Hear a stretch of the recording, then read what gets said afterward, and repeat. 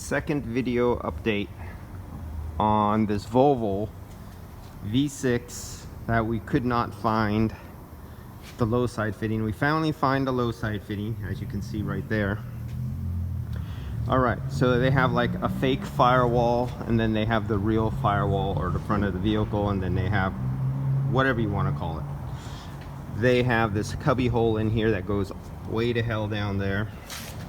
So we could not find the low side fitting on this vehicle, and I traced it with my hand going all the way, and you can see right there it goes right into the fire, what you think is going into the passenger compartment underneath, but it's actually not.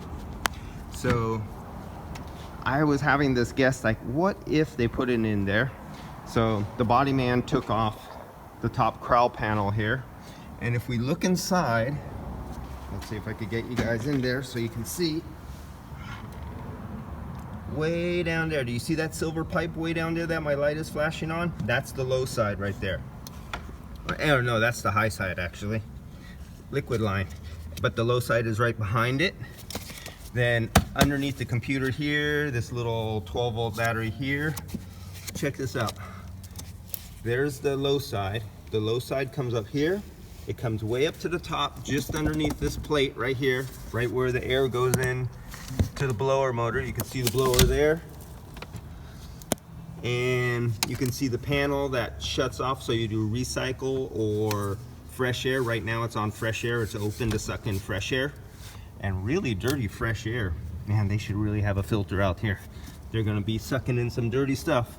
I could see that blower wheel getting really dirty. So it comes up right here, it goes to this fitting right here. Then it goes back down. It goes back down about another several inches. Goes to the expansion valve that is located back at, I guess, the real passenger firewall or whatever, back here. Way to hell down there, and you can see the label on top of it down there. Then it goes into the case. Okay, that is, I mean, I felt bad enough that I couldn't find it in the first place, not knowing this model. But that is stupid. Having to go through this just to get to that. And so what I'm going to do here, since I only got the first like ounce or two out there, and I decided to stop and keep looking and then start tearing apart because I couldn't find aftermarket stuff. So let's go the other route. We are going to turn off, well actually we're going to keep this on, and we are going to pull, we're going to turn this off right here. Hold on, let's get that. We're open here, we got liquid here, we're open right here. I have it turned off right here. So we're going to get to watch this liquid be pulled backwards, flash off into a vapor, get sucked back up the line, into the liquid line, and out of the low side. And so the low side, let's connect to the low side. We're not connected to the low side. Of course, I'm using the high side line here, but I'm going in this direction now. Suction line right here, vapor going up the high side, coming down back into the recovery unit, down the yellow wire, yellow hose. And now let's do a recovery. Okay, open, and open,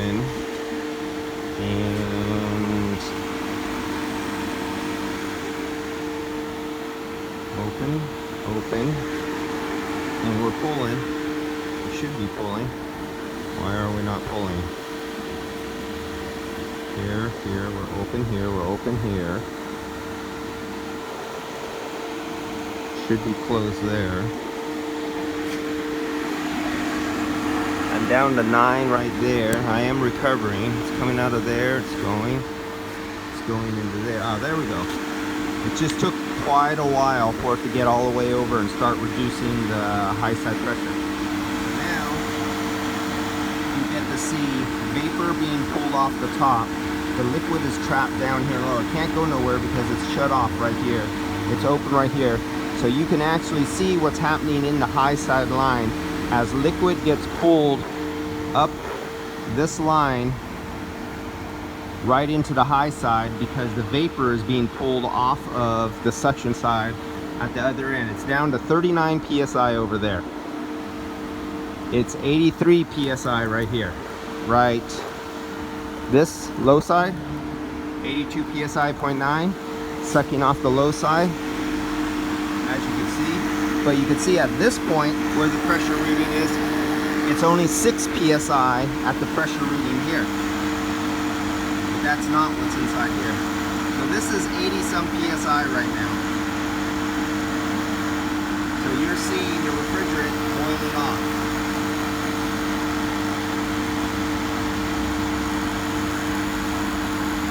And nothing's pulled out of here because it's turned off right here. So this is purely a solid chunk of liquid, a solid column of liquid that is just having the pressure reduced coming off the top.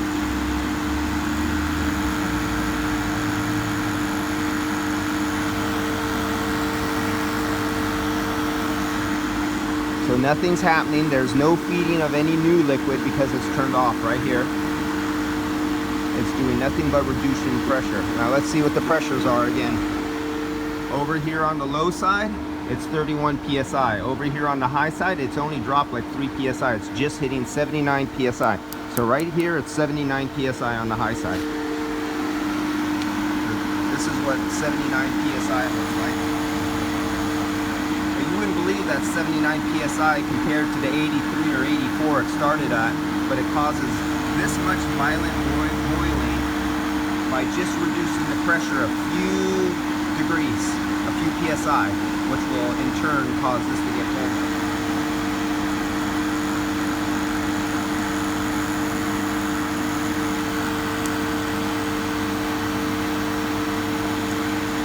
I'll let you guys see this all the way to the end. So we are 3 psi measured at this point at the suction. Oh, and we timed out up here. We're at 25 psi at the suction line. We're at 77 psi right here.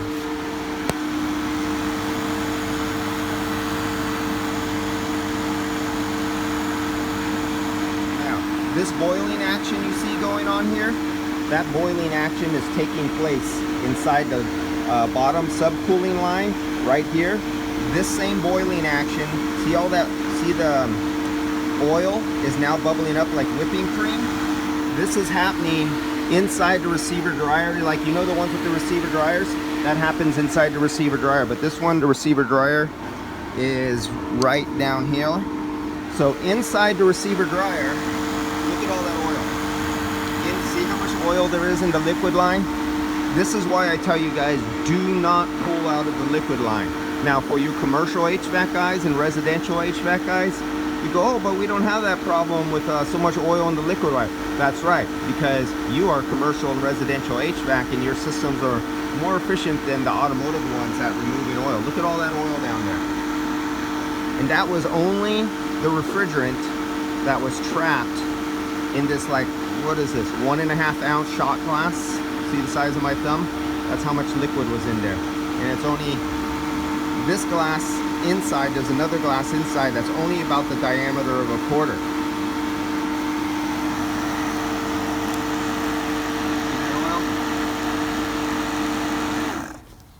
That oil travels around your system constantly, always going out of the compressor and coming back through the expansion valve, through the evaporator, and back to the compressor to re-oil the compressor.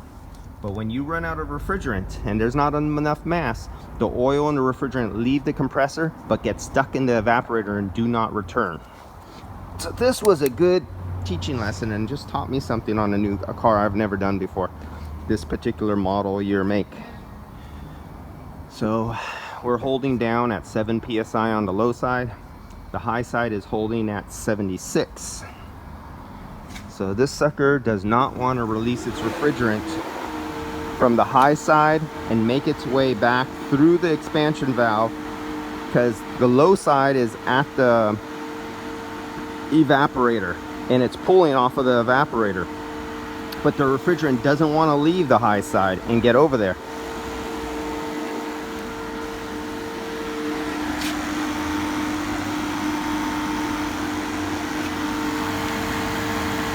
It's going down. I just opened up this. It's going. We're going into negative now. We're in good territory. But you see all that oil in there. This is why you don't want to pull out liquid refrigerant. Just in that small column of refrigerant, you got that much oil.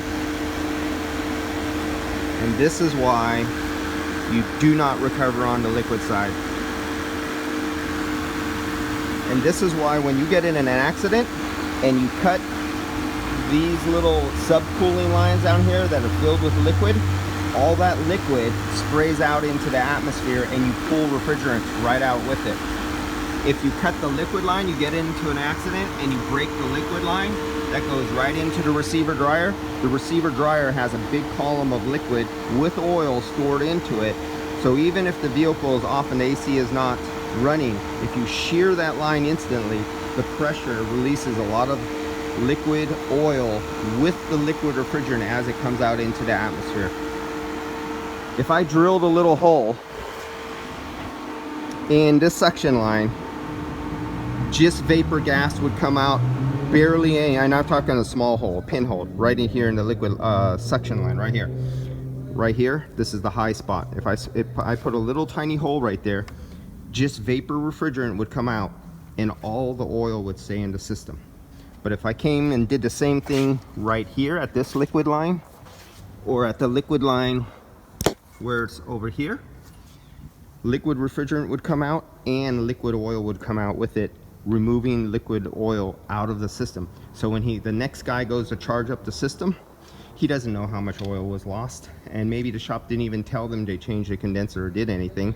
And the next guy fills the system up with the right level of refrigerant, but it lost so much oil, it'll work really good right now when it leaves his shop, but it now has a reduced quantity of weight, volume of oil ratio to refrigerant, and later the compressor will burn up weeks or months later.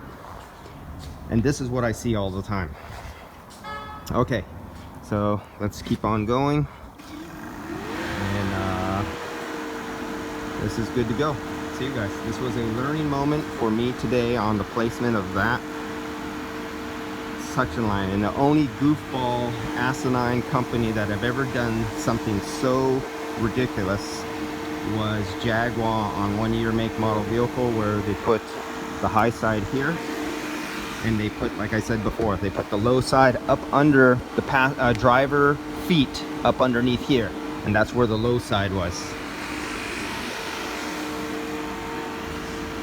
All right guys, see you later.